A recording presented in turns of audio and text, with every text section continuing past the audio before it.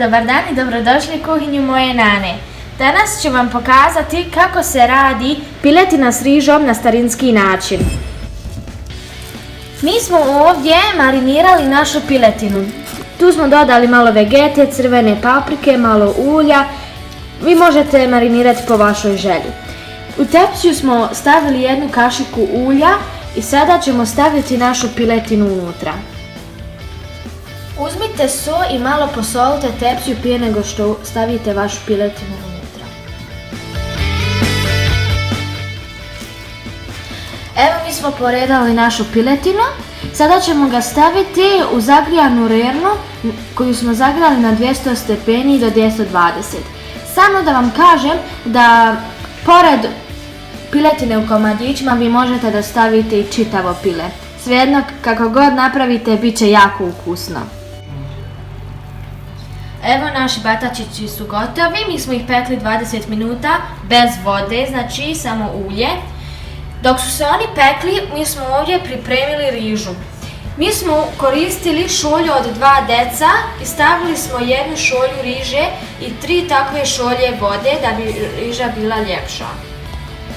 Sada ćemo uzeti jednu šolju tople vode i nasuti u našu piletinu i staviti u mlaku rernu, u vruću rernu.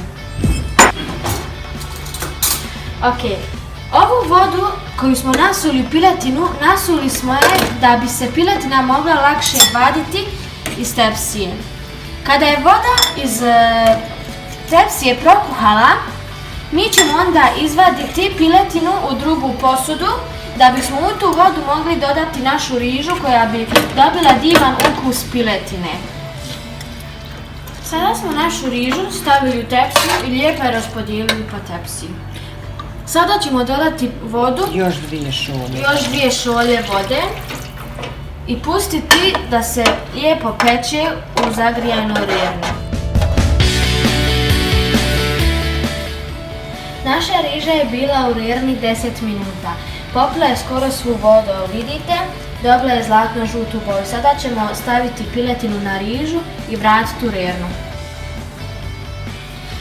Sada ćemo to sve staviti zajedno u rernu na 5 minuta i onda ćemo ugasiti rernu i ostaviti to sve da stoji 5 do 10 minuta i onda možemo izvaditi. Sad ćeš fino kazati. Evo naša riža i piletina su gotove, sada ćemo izvaditi i probati ovo divno jelo. Pogledajte samo kako je riža razabrana, kako je lijepa, ima žuto zlatnu boju, kako je samo ukusno izgleda. Nanin, zdravo, ja sam Nanin unuk i sad ću probati ovu najdražu rižu koju najviše volim. Znaš kako je ukusno i jako je ukusno.